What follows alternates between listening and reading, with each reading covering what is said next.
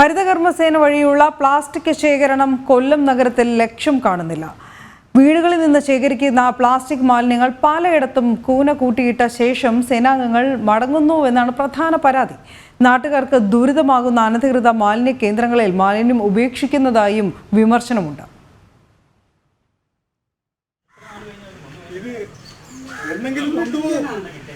മഴ പെയ്യുന്നുണ്ടെങ്കിൽ ഇതിനകത്ത് വെള്ളം വേണ്ടിട്ട് ഇങ്ങോട്ട് ഒഴുകുക കാര്യം. അതേപോലെ ഈ കെട്ട് ഇവിടെ, അതേപോലെ അവിടെ ആ ഭാഗങ്ങളിലും ഉണ്ട്. ഒരു ഹരിതകർമ്മസേനാംഗം വീട്ടിലെത്തി പ്ലാസ്റ്റിക് മാലിന്യം ശേഖരിച്ച് മടങ്ങുമ്പോൾ വീട്ടുകാർ 70 രൂപ നൽകണം. അങ്ങനെ പണം വാങ്ങി കൊല്ലം 3-ാം കുറ്റി 600 മംഗലത്ത് നിന്നും ഹരിതകർമ്മസേനാംഗങ്ങൾ ശേഖരിച്ച മാലിന്യമാണിത്. ഇതിങ്ങനെ റോഡ് സൈഡിൽ കൂട്ടിയിട്ടിട്ട് മാസം 2 കഴിഞ്ഞെന്നാണ് നാട്ടുകാരുടെ പരാതി. ഈ മഴവെള്ളം കൊണ്ട് ഈ പ്ലാസ്റ്റിക്കിലൂടെ ഒലിച്ച് റോഡ് മുഴുവനും പരിസരത്തുള്ള വീടുകളിലും എല്ലാം ചെല്ലുന്നു. മാത്രമല്ല ഇവിടെ തൊട്ടടുത്തൊരു അംഗൻവാടിയുണ്ട്. ആ കുഞ്ഞുങ്ങളെല്ലാം ഇതിലെയാണ് പോകുന്നത്.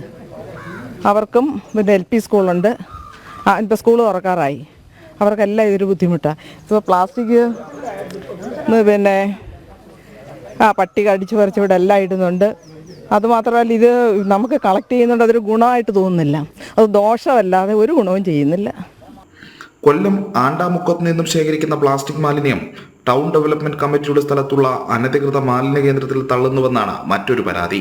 ഇനി ഹരിതകർമ്മസേനയ്ക്ക് പണം നൽകാൻ തയ്യാറല്ലെന്നാണ് ഇവിടുത്തെ നാട്ടുകാരുടെ നിലപാട്. അതുപോലെ കുടുംബശ്രീയിലെ സ്ത്രീകളെ കൊണ്ട് നമ്മുടെ വീടുകളിൽ നിന്ന് 70 രൂപ കൊടുത്ത് പ്ലാസ്റ്റിക് വാങ്ങിച്ചിട്ട് അത് ഇവിടെ കൊണ്ടുവന്ന് ഡംപ് ചെയ്യുകയാണ്. അപ്പം നമ്മൾ ഇവിടെ ഇത്രയും ചവറിടുമ്പോഴത്തേക്ക് നമ്മുടെ വീട്ടിലെ മാലിന്യം എങ്ങനെ കൊടുക്കും? നമ്മൾ കൊടുക്കത്തില്ല. കാരണം ഞങ്ങൾ കൊടുക്കാൻ തയ്യാറല്ല. 70 രൂപ കൊടുത്ത് നമ്മുടെ വീട്ടിലെ വേസ്റ്റ് കൊടുത്തിട്ട് തൊട്ട് പരിസരത്ത് തന്നെ കൊണ്ടിടുക എന്ന് പറഞ്ഞാൽ നമുക്കത് പറ്റത്തില്ല. ഇപ്പോൾ കോർപ്പറേഷനിൽ എന്തെങ്കിലും ഒരു ആവശ്യത്തിന് നമ്മൾ പോകുമ്പോഴത്തേക്ക് ആ ചവറിൻ്റെ ആ റെസീപ്റ്റ് കൊടുത്തെങ്കിൽ മാത്രമേ കാര്യങ്ങൾ ചെയ്തു തരത്തുള്ളൂ. ഇല്ലെങ്കിൽ 4000 രൂപ പിഴ, 5000 രൂപ പിഴ ഇങ്ങനെ ഈടാക്കുകയാണ് ഇപ്പോൾ കോർപ്പറേഷൻ്റെ പണി.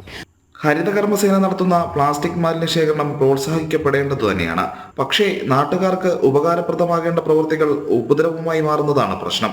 ജനം, കൊല്ലം.